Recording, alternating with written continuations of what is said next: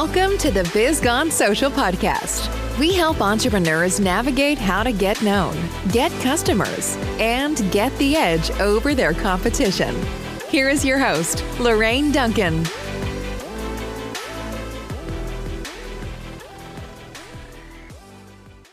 So here we are on the Biz Gone Social podcast, and I'm so glad to be here. And my promise to you, as always, is I'm going to give you a little bit of verbal caffeine that's going to energize your business and help you stay social.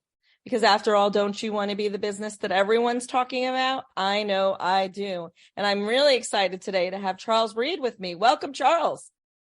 All right. Thank you for having me. And could you tell my audience a little bit about what you do? And, who you help? Well, I own GetPayroll. We provide payroll services and payroll-related services for small and medium-sized businesses around the country. We're compliance experts, but what we do is you give us the hours and the people, and we take care of everything else. We calculate the pay, calculate the taxes, pay the people, calculate the deductions, all those things, pay all the taxes, file all the forms, federal, state, local, so you don't have to do anything. And then when the IRS screws up, we fix it. Awesome. Now, GetPayroll, is it a franchise or is it your own name? No, it's my company. Nice. I love it. Thank you. I love the name of it. Custom Payroll was the original company, and it's Custom Payroll Associates, which my daughter helped with, and that's CPA, Custom Payroll Associates, CPA, which I am one. And then here a few years ago, to make it a little more modern, my newest marketing manager wanted to come up with a different name, and he suggested GetPayroll, and after we'd done some brainstorming, it sounded good, and so we went to market that way, and it pretty well moved everything to GetPayroll, powered by Custom Payroll Associates. Now, what would you say is, we'll talk a little bit about taxes and stuff. What would you say is the number one mistake that most businesses make when it comes to payroll and taxes? The biggest one is misclassification. Whether people are employees or contractors, whether they're salary or hourly. And those are not choices. Those are things driven by the law. And if you don't understand the law, then you may make the wrong choice of how to treat somebody, and it can come back and bite you big time. Now, the other mistake that new businesses make is paying under the table. And that's totally illegal and can actually end you up in federal prison. So don't do that. Do you recommend, some people they 1099 everything, it's so is that how do you know when you shouldn't 1099 someone anymore? Exactly. That's misclassification. And there are 20 common law rules, and then there's other rules that get changed. There's a new rule pending from the Biden administration after they discarded the one that the Trump administration had put in that changes things. So you have to be aware of what the current situation is. It's not a matter of when they shouldn't be a 1099. Either they're an employee or they're an independent contractor. And the laws are very, well, there's a lot of laws and they're not specific enough. So you have to have somebody that can interpret them for you. Sometimes you can actually structure the employment contract or the employment arrangement to sway it one way or the other. But in the end, it comes down to what the judge says. If you have treated them as a contractor, the IRS or the state says they are a employee, and you want to argue about it, it ends up in front of a judge, and the judge decides. That can be very expensive. There are some safe harbors sometimes, but it's best to be as close to right as possible. If you ask the IRS, they will tell you whether they should be an employee or a 1099er. They will almost always fall on the side of being an employee, so they collect the taxes. And if you ask the IRS, and there's a form you can do that with, then you're stuck. So only do that if you're willing to live with the answer. Yeah. I mean, is there any, it's like, is it complicated? Like, say that you were paying somebody on a 1099 and then all of a sudden you switch them over to an employee. Is that a complicated thing to do? You just stop paying them as a 1099. You start withholding taxes and filing a W-2 from that date forward. You actually can have people who are both. I had a client. They had a fabric cutting company, and one of the employees came to them and said, "Hey, I'll clean the facility after work instead of you hiring in the janitor," and did that as a contractor.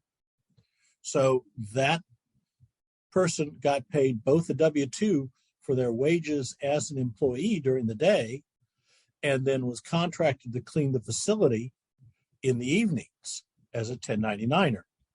Okay, because it was a different job and it was different circumstances, even though it was the same company that can exist, because as a contractor, they had their own equipment.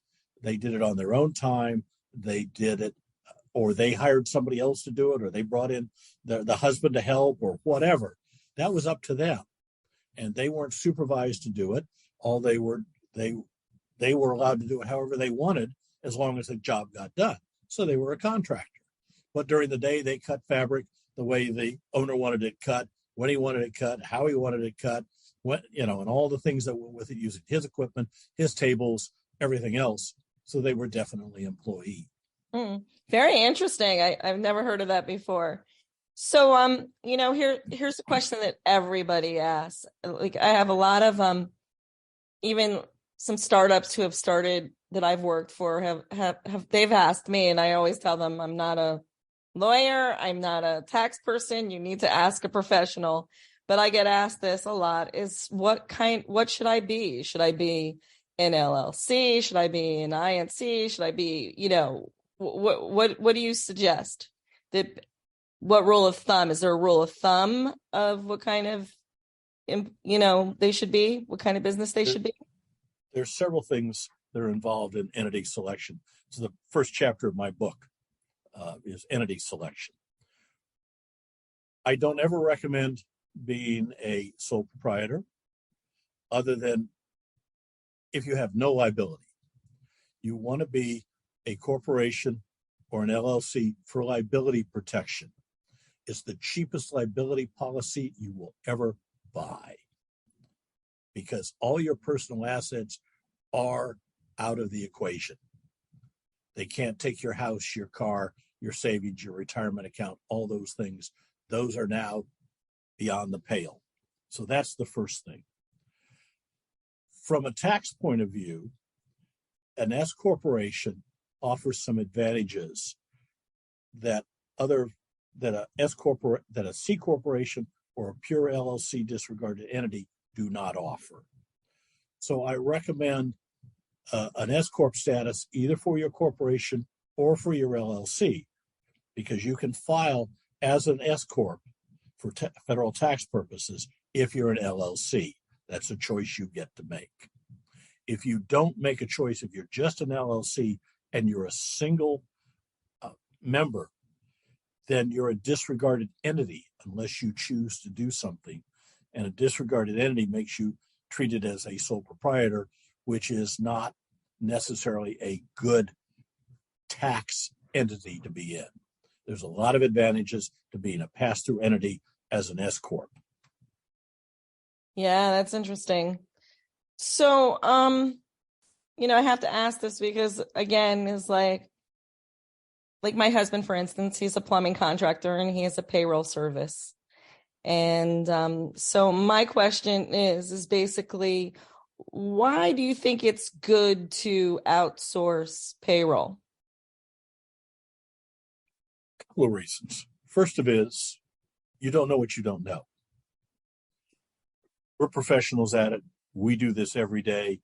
I get multiple emails from the IRS. I have the trade publications. I have updates from all the states, from the local localities. I live this every day. If there's a problem, I know how to solve it. When I have a plumbing problem, I call a plumber. Okay? I outsource my plumbing. I don't even attempt to do it. I'll try and clear a clogged drain once, and then I'll call a plumber, okay? Because I don't know what I'm doing. I will get into trouble. I will cause myself problems. The same thing happens with payroll. We're compliance experts, so when the IRS calls and says, you owe money, you have no idea what to do, how to handle the IRS, how to fight it, how to prove you don't owe the money. A lot of people just write the check and go on because it's just easier, and they don't know how to handle it.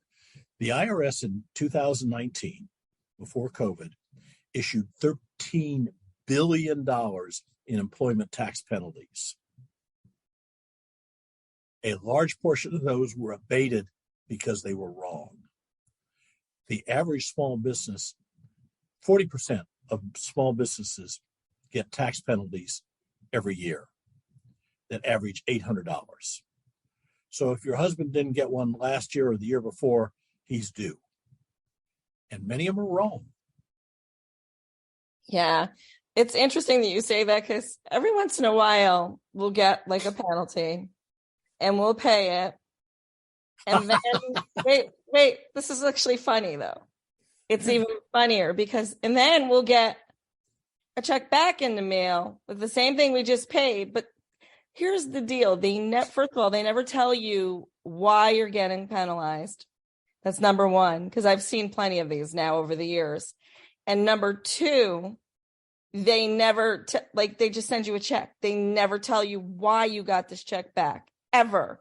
So right now we're on the plus side. So, but what I was going to say is it's just interesting because it really kind of bothers me, you know. And then one time I can tell you, I could write a book on all the stuff that the IRS has pulled.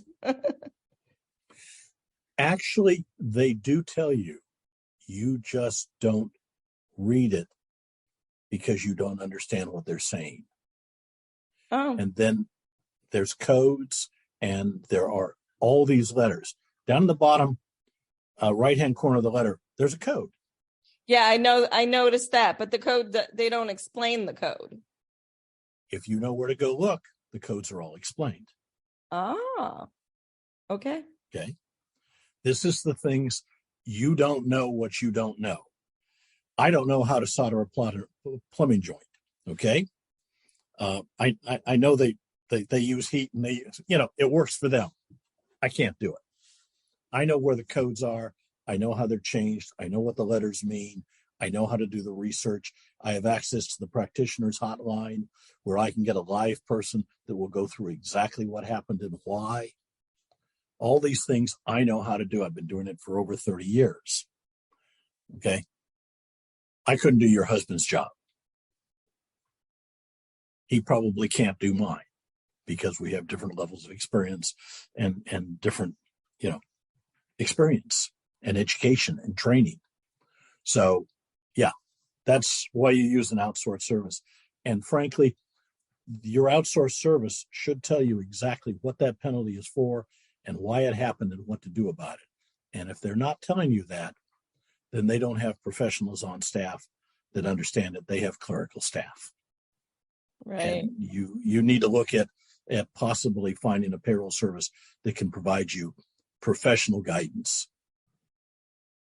Now, do you work countrywide or just in your where you live? We're national. You're national. Right.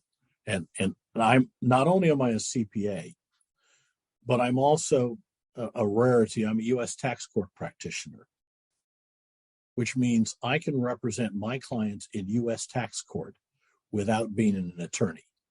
I have a bar card from the U.S. Tax Court. I represent them in tax court as if I were a licensed attorney. That's awesome. Everybody needs you. There's about 200. Yeah, there's about 200 of us in the country. Wow. And everybody, all are equal? All companies are equal? All GetPayrolls are equal? There's just one GetPayroll, and it's me. So but you have people that work for you, I'm assuming. I've got a staff, but there's about 200 U.S. tax court practitioners in the country, and I'm the only one I know of in the payroll industry. Oh, okay. There may be another one. I just don't know of them, and I know most of my competitors, but I don't know every small local payroll company. There's about 4,000 of them, and I don't know them all.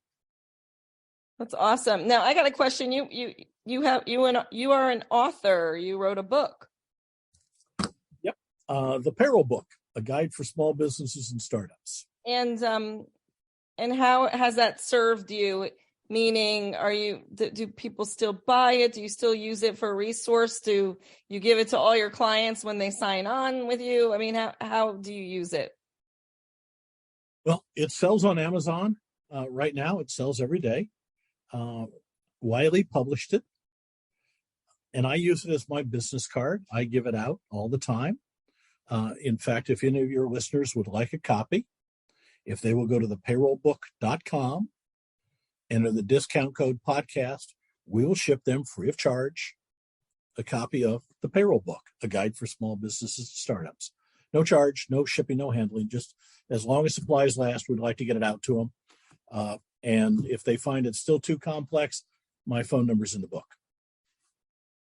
Right. I'm not a big fan of a do-it-yourself. Like, for instance, I really feel that people should hire professionals because exactly what you said is that, you wouldn't do somebody's plumbing for them. Well, I shouldn't be doing somebody's taxes or my own taxes. That would be really, really bad. So tell me a little bit. Before I get into this, I have one other question, then I want to talk about something else really quick. Tell me why you decide. I mean, it seems kind of weird. Now, you were a Vietnam veteran, which I thank you for your service. What did you do in the armed services? What corps were you with? What service were you with? I was in the United States Marine Corps for 4 years. I joined when I was 17 years old. I was mostly a computer programmer and systems engineer. But when I got to Vietnam, they stuck me into an infantry company. So I am a combat veteran. And when I got out, I went to college, got interested in accounting, got my CPA, my MBA, went to work for Texas Instruments, spent 15 years in the corporate world, realized I was never going to get to the top because I didn't have the political skills. I was unwilling to stab people in the back and toss them off the ladder. So Ruth and I started our own firm, my wife, some 34 years ago. And here I am today. Ruth has passed. She's been gone about 8 years now. And my staff asks me periodically when I'm going to retire, and I tell them one of these days you'll come in and find me dead at my desk, and I've retired. Yeah, retiring is so overrated. Everybody says, oh, when they retire, they're going to travel and go on the beach. It's like, you really kind of need to have a plan, You really do. So here we are, you have your own business. What do you enjoy most about having your own business? The freedom. I get to make choices that I want to make. I don't have to live at somebody else's whim. Yeah, I work for my clients. I produce for them. I take care of them. I take care of my people. I have lots of things I have to do, but that's my choice to do them. If I've got a client that isn't worth what they're paying me, I can fire them. If I have an employee that doesn't fit in, I can fire them. If I don't want to come to work until noon, I don't. Okay, that doesn't mean the work doesn't get done, and I might be here till midnight doing it, but I get to choose when I do it. I get to choose when I take vacation. I get to choose when I take lunch. I like the freedom that goes with it. I like the ability to succeed. I like the growth. I like to, and when there's decisions to be made, I make them. When we decided to go into crypto payroll, we just did it. When we decided to change software, we just did it. I don't have to do a year's study about this or that. If something needs to change, we just change it. Boom. So we can pivot on a dime, which is nice. Yeah. So my final question to you is that there's a lot of people listening to this that, are entrepreneurs.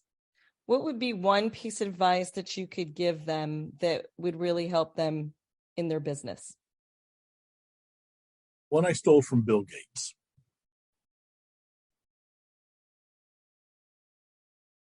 People will overestimate what they can accomplish in a year and underestimate what they can accomplish in a decade. Being in business is not a sprint. It is a marathon. You've got to do it every day, every week, every month, every year. You will succeed if you keep working at it. You're not going to be the unicorn. You're not going to be Bill Gates. You're not going to be Jeff Bezos. Okay, those are so rare. They're unicorn horns. Okay, when maybe you'll find one, maybe you won't. I wouldn't expect to. But if you will keep working at it and keep step after step after step, over and over and over and over, you'll be amazed at what you can accomplish in a number of years. Thank you. Well, thank you for being my guest. This has been a real, I wasn't sure, it's like I wasn't a math girl growing up, and I'm like, this is going to be interesting. I never actually interviewed an accountant on my show. So this has been really good. Thank you so much. You shared a wealth of knowledge. And you said earlier about the book. Is there anything else that if somebody resonated with you or they need your help right away, is there a way that they can get in touch with you? GetPayroll on the web. My email is cjr@getpayroll. And if they've really got something they need to get off their chest, 972-353-0000. That's the office phone number. Awesome.